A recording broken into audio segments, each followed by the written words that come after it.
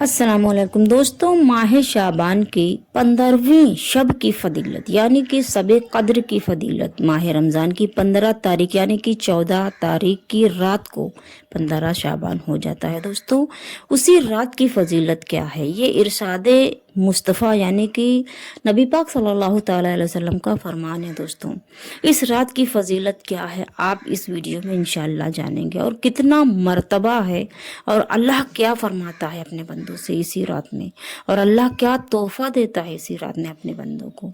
चलिए दोस्तों, आज मैं आपको इस वीडियो में यही बताऊंगी, यही बयान करूंगी। और इससे पहले कि आपने मेरे चैनल को सब्सक्राइब ना किया हो, आप नए हो, तो आप मेरे चैनल को सब्सक्राइब कर ले ताकि आपको ऐसी ही वीडियोस मेरे चैनल पर आगे भी मिलती रहें।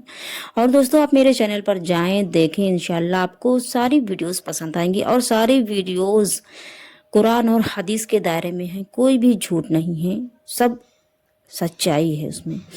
चलिए दोस्तों, शुरू करते हैं कि माह शाबान की 15वीं शब की फजीलत क्या है। हमारे आका नबी करीम सल्लल्लाहु अलैहि वसल्लम ने इरशाद फरमाया कि ए आयशा, तुम जानती हो कि इस रात में क्या होता है।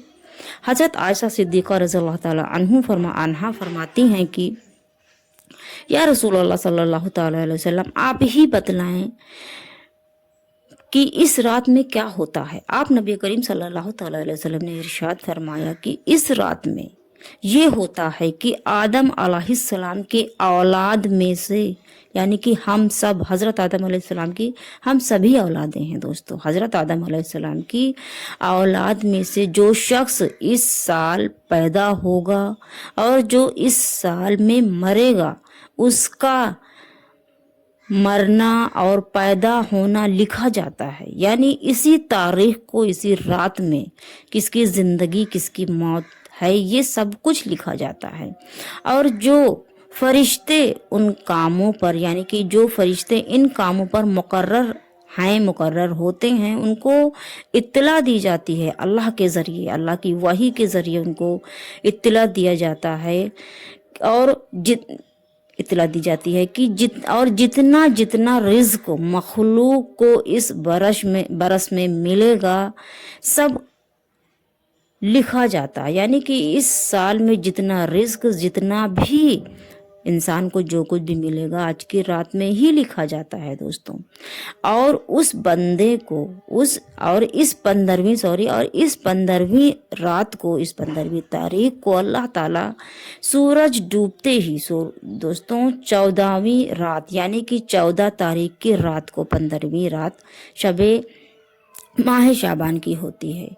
और अल्लाह रब्बुल इज़्ज़त सूरज डूबते ही इस दुनिया के आसमान पर तशरीफ़ लाते हैं। माशाअल्लाह, बेशक क्या बेहतरीन तोहफ़ा है कि अल्लाह रब्बुल इज़्ज़त सूरज डूबते ही, इस रात की सूरज डूबते ही इस दुनिया के आसमान पर तशरीफ़ लाते हैं और इरशाद फरमाते हैं, यानी अल्लाह खुद फरमाता है, इरशाद फरमाते हैं कि कोई नेक बंदा ऐसा है जो हमसे बख्शिश मांगे तो हम उसको बख्श देंगे। अल्लाह खुद फरमाता है दोस्तों कि कोई ऐसा बंदा है जो अपनी बख्शिश मांगेगा, मैं उसको बख्श दूंगा।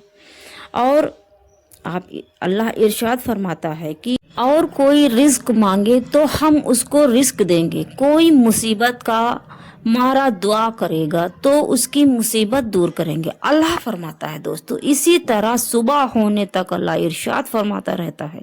बस बंदों को चाहिए, यानी हम सब को चाहिए कि इस रात में खूब इबादत करें और अपने गुनाहों की माफ़ी मांगे, अपने गुनाहों को बख्शवा लें। दोस्तों, अपने नामाए आमाल को नेक बना लें और 15 तारीख को, यानी कि शाबान की 15 तारीख को सुबह रोज़ा रखे।